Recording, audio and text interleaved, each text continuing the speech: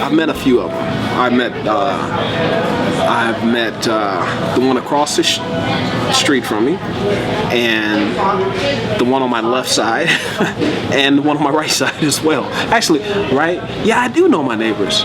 I couldn't recognize them though in the store if I saw them, but I do know. I think I know them by. I don't know their name. No, I don't know them by name.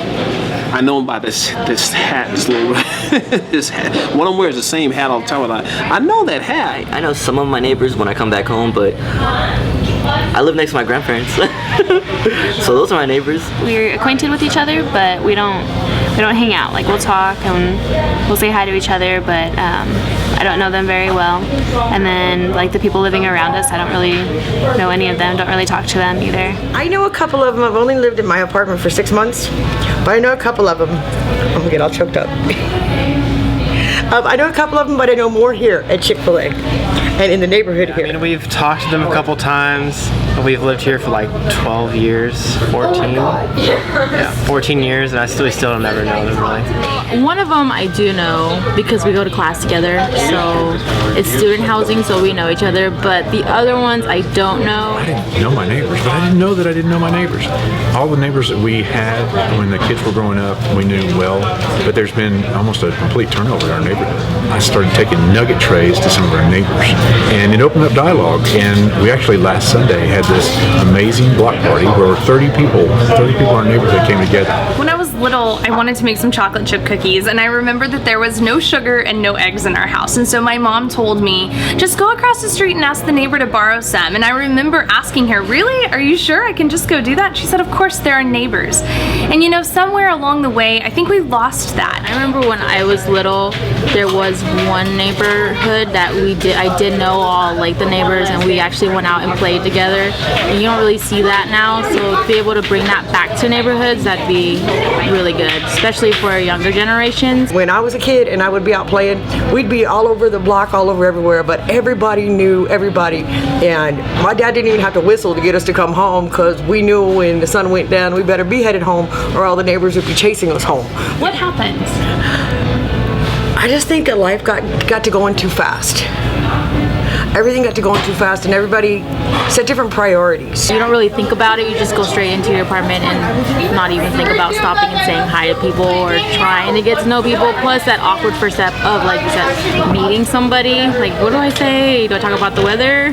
The world we live in is really fast, so we can't really make that connection with someone if we're going at a fast pace. We're so connected in social media, and we think that's the relational pieces and we get connected with so many different people through social media, but we miss the face-to-face, old-time, one-on-one, real relationship building, where you see somebody's face and you see somebody's heart in their eyes. And sometimes it's full of joy, sometimes it's painful, and they need some help. And neighbors need help, and we want to foster that. I think a lot of times with all the information at our fingertips, sometimes we start thinking that this is a big, scary world. And while there may be some truth to that, I think sometimes if we'll take that initial step, we'll knock on that door, we'll ring that doorbell, I think that we'll find that maybe what's behind that door is not quite as big and scary as what we have thought in our heads. And so I just hope that through this program we can encourage people to get out there and to meet their neighbors.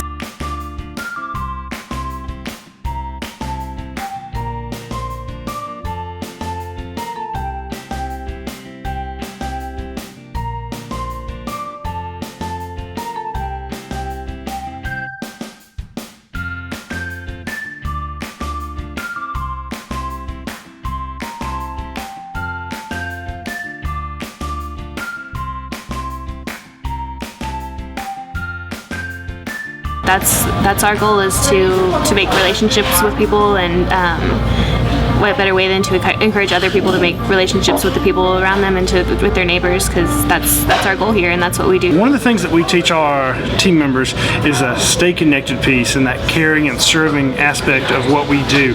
Now think about taking that and putting out in the community, serving our neighbors, serving our community in the ways we do here. Think about the changes that would happen. You know, I think one of the things that Chick-fil-A is all about is making an impact on everyone that comes in contact with our restaurant. And And so what does it look like when we're able to take that concept and take it outside the brick and mortar? What does that look like when we're able to go into our communities and say, hey, here's a chicken sandwich if you just meet your neighbor? The relationships that have been built over the years are amazing. It's incredible. I can't believe that so many deep relationships have been fostered over a chicken sandwich and just a little bit of goodwill, being nice to people. It goes a long way. I actually love that, because imagine everyone in Austin just getting together, and it'd be amazing. I don't have to necessarily go overseas when there's somebody that's, probably 15 or 20 feet from me that I can start right there, even though it's uncomfortable, and we're all in that situation at times. It can be really uncomfortable and very awkward.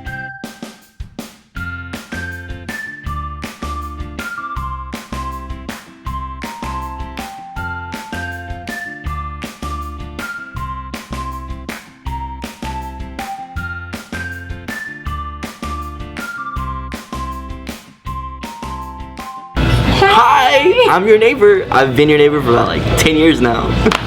No, we don't know each other, but let's get together sometime. Initially, it starts with waving. We do a lot of waving. It's like, it's okay. Don't call the police. I'm unarmed.